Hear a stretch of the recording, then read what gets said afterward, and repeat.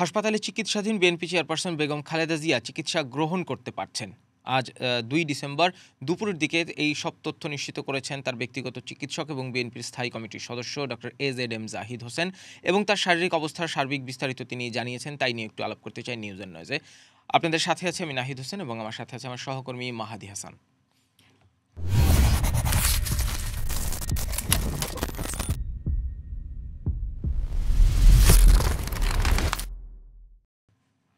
মাহাদি, কিছুক্ষণ আগে আমরা যখন কথা বলছি ২ ডিসেম্বর দুপুর ১টায়, তার কিছুক্ষণ আগেই খালেদা জিয়ার ব্যক্তিগত চিকিৎসক ডক্টর এজেডএম জাহিদ হোসেন এবং একই সাথে তিনি বিএনপি স্থায়ী কমিটির সদস্য, তিনি তার শারীরিক অবস্থার বিস্তারিত জানিয়েছেন। একটু প্রাথমিকভাবে যদি একটু বলেন কি জানালেন তিনি? ওনার কিন্তু বক্তব্যে কিছু কি পয়েন্ট ছিল। উনি যেটা বলেছেন যে এর আগেও আমরা শুনেছি খালেদা জিয়া তার চিকিৎসা গ্রহণ করতে পারছেন। এটা কিন্তু খুব জরুরি। অনেক সময় এমন হয় যে চিকিৎসা দিচ্ছে কিন্তু গ্রহণ করতে পারছে না। তো এটাকে তারা পজিটিভ হিসেবে দেখাচ্ছেন। উনি বলছেন যে আল্লাহর অশেষ মেহেরবানিতে আমরা যে চিকিৎসা তাকে দিচ্ছি, খালেদা জিয়া সেই চিকিৎসা গ্রহণ করতে পারছেন। অর্থাৎ উনি এটাকে বলছেন বডি মেইনটেইন করতে পারছে। উনি বারবার একই কথা বলছেন যে আমরা চেষ্টা করছি, চেষ্টা চালিয়ে যাচ্ছি, আপনারা দোয়া করবেন। আমরা সারা দেশবাসীর কাছে দোয়া চাই। এবং উনি আরেকটা স্পেসিফিক ইনফরমেশন দিয়েছেন যে অনেক ধরনের উৎকণ্ঠা কাজ করছে, তো মানুষের ভিতরে উদ্বেগ কাজ করছে, যার কারণে গুজব ছড়াচ্ছে। এইরকম কোনো গুজবে যেন কান দেওয়া না হয়। গুজবের বিষয়টা পরে আসি। গুজব আরও বেশ কিছু ছড়িয়েছে। তিনি তো এটিও বলছেন যে তিনি প্রত্যাশাই করেছেন যে তিনি এ দফাতেও সুস্থ হয়ে উঠবেন এবং দেশি বিদেশি চিকিৎসক দলের সমন্বয়ে মেডিকেল বোর্ড তার সার্বক্ষণিক খোঁজখবর রাখছে। যুক্তরাজ্য থেকেও সম্ভবত একটা টিম আসার কথা এই ২ ডিসেম্বরেই। সব মিলিয়ে তারেক রহমান, তার ছেলে এবং বিএনপির যিনি ভারপ্রাপ্ত চেয়ারম্যান, তিনিও খোঁজখবর রাখছেন বলে জানিয়েছেন।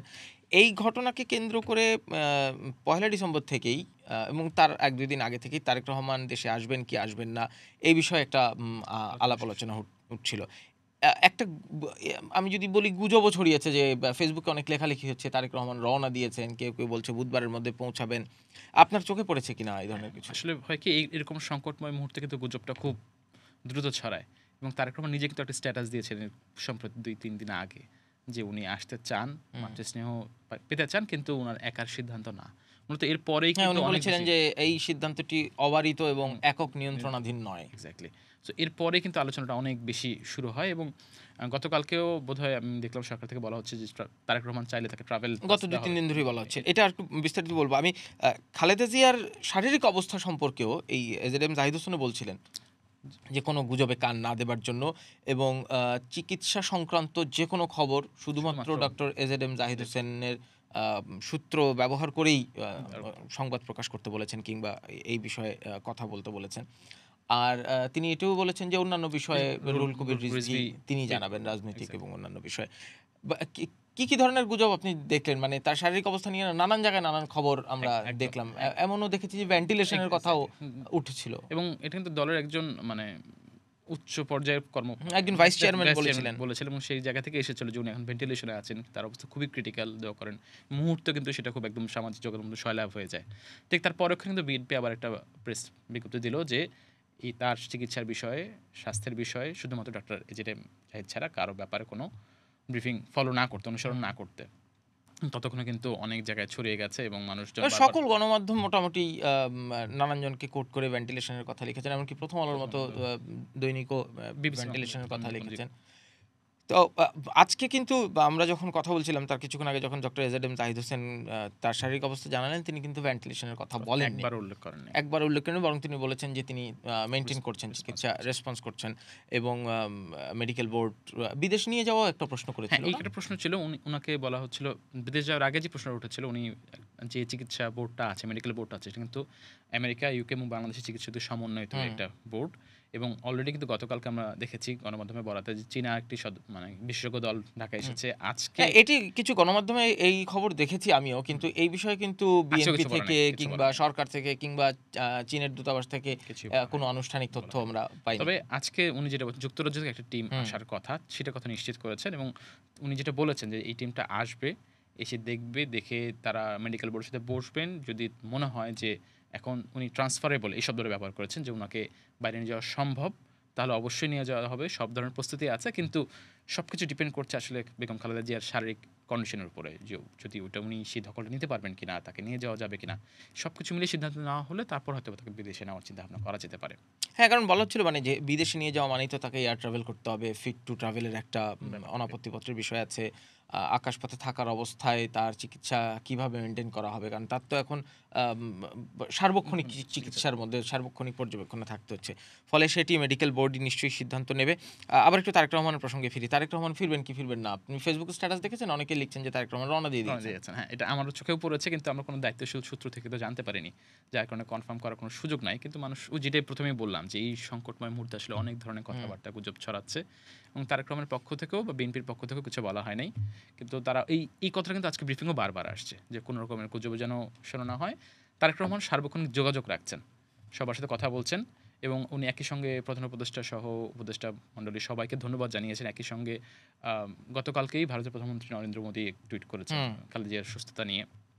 সেটা উনি উল্লেখ করেছেন আমেরিকা থেকে শুরু করে চায়না, পাকিস্তান, ভারত সবারকে যারা ভারতের কাতার। ভারতের প্রধানমন্ত্রী নরেন্দ্র মোদী টুইট করেছেন ১লা ডিসেম্বরের রাতে এবং ২ ডিসেম্বর সকালেই তারেক রহমান একটা স্ট্যাটাস দিয়েছেন। আমি স্ট্যাটাসটা যদি একটু পড়ি। বিশ্বের নানা প্রান্ত থেকে দেশনেত্রী বেগম খালেদা জিয়ার সুস্থতার জন্য যেভাবে সহযোগিতা ও শুভকামনা জানানো হচ্ছে, জিয়া পরিবার ও বিএনপির পক্ষ থেকে আমরা সবার প্রতি আন্তরিক ধন্যবাদ জানাই।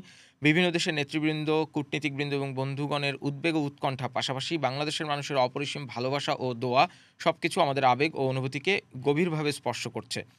দেশবাসীর সম্মিলিত সমর্থনই আমাদের পরিবারের শক্তি ও প্রেরণার উৎস। মমতাময়ী দেশনেত্রীর দ্রুত আরোগ্যের জন্য আমরা সবাই নিরন্তর দোয়া করছি। এই কঠিন সময়ে ঐক্য, সহমর্মিতা এবং সংহতির জন্য প্রতিটি মানুষের প্রতি অসীম কৃতজ্ঞতা রইল। নানান দেশ থেকে নানান খোঁজ খবর তো নিয়েই হচ্ছে। নরেন্দ্র মোদীর টুইটের কথা তো বললামই। তারেক রহমান সেদিন যে স্ট্যাটাস দিয়েছিলেন এই কয়েকদিন আগে যে তার ফিরে আসাটি একক এবং অবারিত এবং একক নিয়ন্ত্রণাধীন নয়।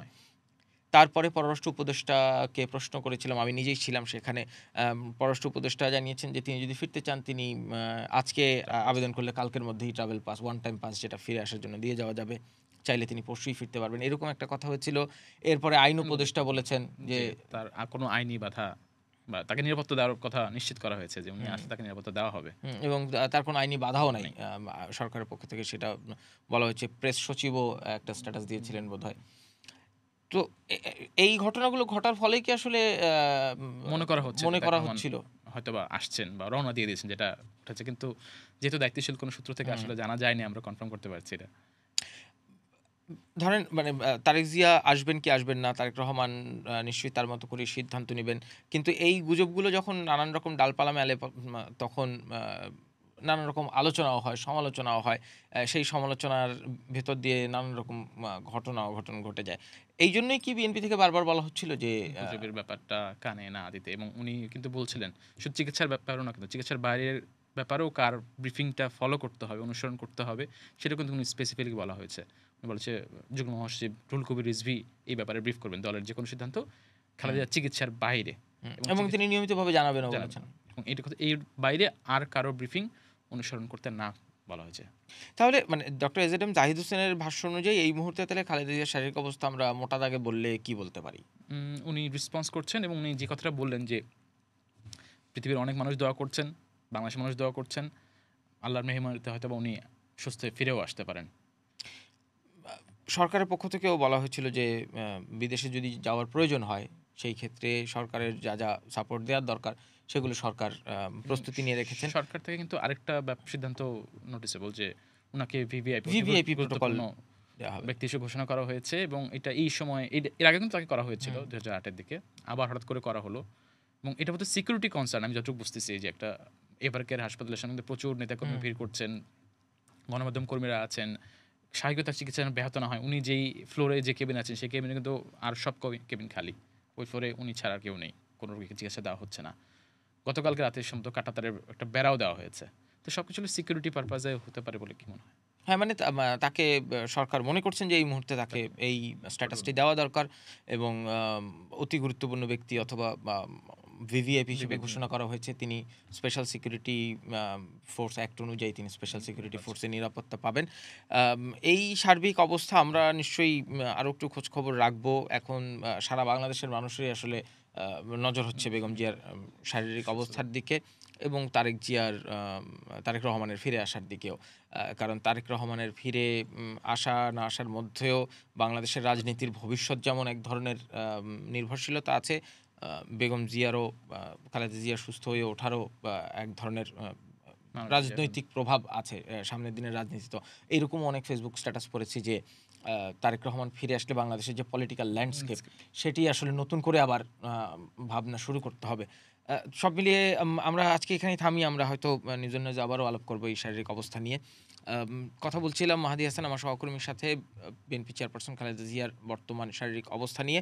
আমরা 2 ডিসেম্বর দুপুরবেলা যখন কথা বলছি তখন সবশেষ চিকিৎসক যেটি জানিয়েছেন খালেদা জিয়া তার চিকিৎসা গ্রহণ করতে পারছেন, অর্থাৎ রেসপন্স করতে পারছেন, এবং দেশি বিদেশি চিকিৎসকদের সমন্বয়ে মেডিকেল বোর্ড তাকে নিবিড় পর্যবেক্ষণে রেখেছে। তাকে বিদেশ নিয়ে যাওয়া হবে কি হবে না সেটিও মেডিকেল বোর্ড সিদ্ধান্ত নেবে।